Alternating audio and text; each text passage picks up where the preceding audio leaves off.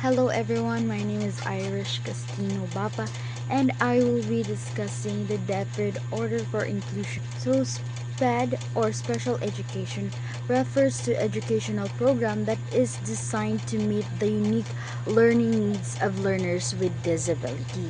So to support this, the Department of Education or the DepEd established SPED centers through various DepEd orders. SPED centers are specialized schools or units within schools that focus on providing appropriate education and support services for learners with special needs. So to further enhances the inclusion, the DepEd issues orders that transform SPED or special education centers into inclusive learning resources centers or the ILRCs. So what is ILRCs? So these are schools that have been upgraded from existing special education or SPED centers to serve as support hub for inclusive education. So these centers provide learning materials, specialized services, and interventions to support learners with diverse needs. So the goal of ILRCs or inclusive learning resource centers is to ensure equal access to quality education by giving teachers and learners the resources and assistance they need to success in mainstream classroom. So they also help schools implement inclusive teaching practices so that learners, regardless of what their ability, can participate meaningfully in education. So the DepEd Order number 45 series of 2021 is the policy guidelines of the selection of the minimum requirements for the conversion of certain school with SPED centers into prototype. When we say prototype centers, these are model school that shows how inclusive education should be properly implemented before expanding.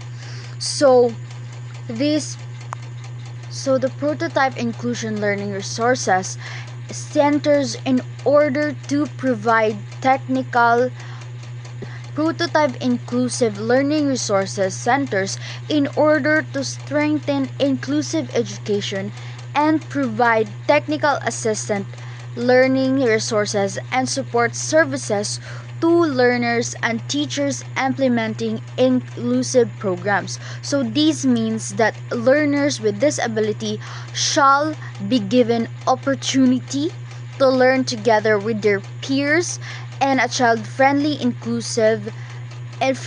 and inclusive general education classroom, while they get a support for care, rehabilitation, as well as additional learning support from the ILRSCs.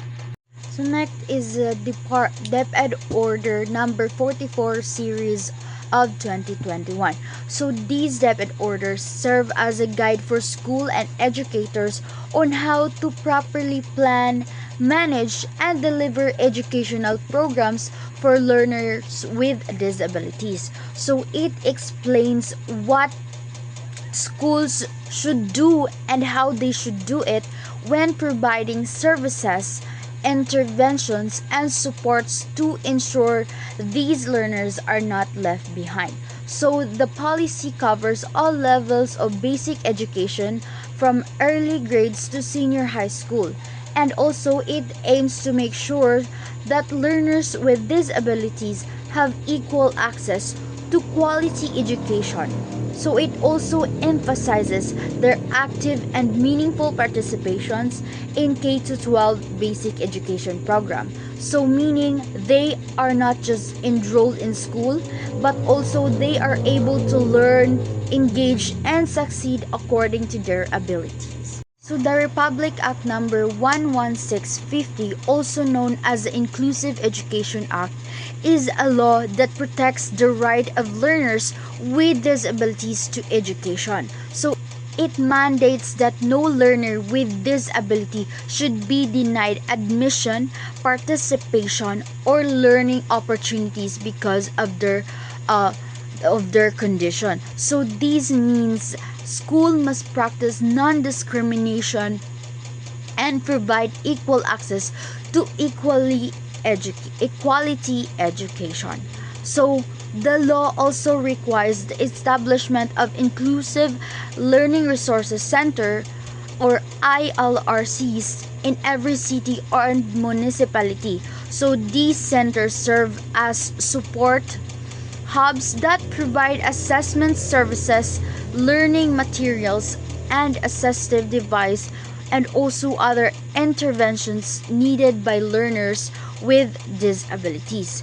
So ILRCs help school teachers and families ensures that learners with disability can actively and meaningfully participate in K-12 basic education program. So now let's proceed to the next topic, which is the Indigenous People Education or the IPEd frameworks. So the IPEd frameworks serve as the policy foundation and roadmap for educating indigenous learners in the Philippines. So it provides guidelines and standards for school teachers and education policymakers to ensure that learning is culturally appropriated, inclusive, and responsive to the unique needs of indigenous community. So it means that the framework is designed to reflect the language, knowledge, practices, and values of indigenous learners. So it also ensures that communities participate in planning and decision making, so the education system respect their identity and heritage while they still meeting the national curriculum standards. These are the key features of Indigenous People Education Framework. So the first one is right-based approach. So the framework follows a right-based approach that recognizes indigenous people's legal entitlement to education, that respect their culture, identity, and ways of life. Education under IPEd framework must value participation, inclusion, and empowerment of indigenous communities and learners, according to the Department of Education 2021.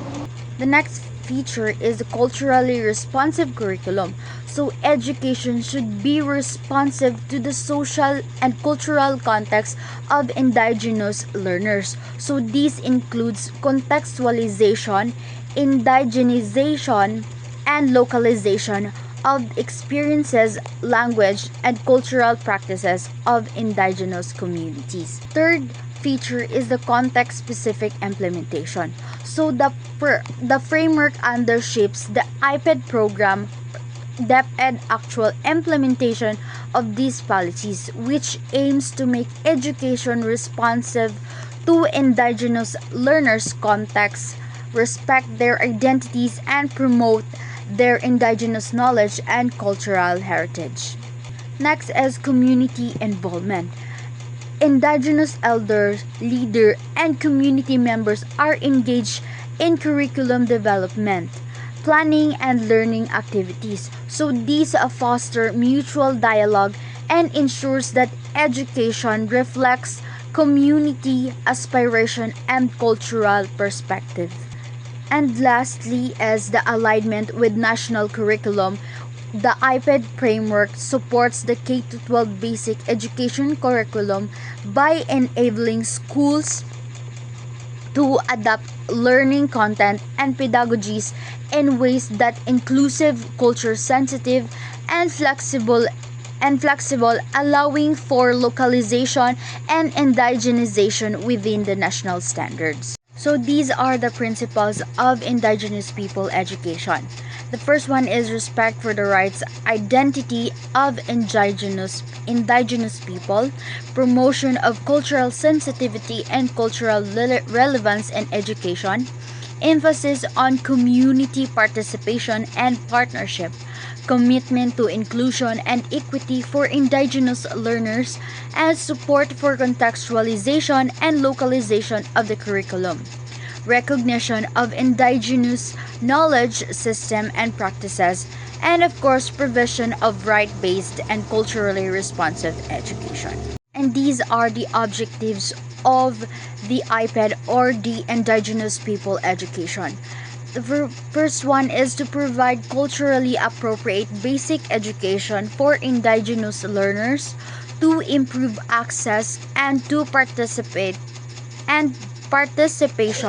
in education of indigenous communities, to integrate indigenous knowledge, language, and culture into the curriculum, to strengthen community involvement in education planning and implementation, to enhance the quality and relevance of the education for indigenous learners, and to develop context responsive teaching and learning practices, and of course to ensure inclusive, equitable, and right-based education. And that ends my topic, which are the DepEd Order on Inclusion, or SPED Centers and Learning Resources, and the IPEd Framework, or the Indigenous People Education Framework. Once again, I am Irish Castino Bapa. I hope you learned something. Bye!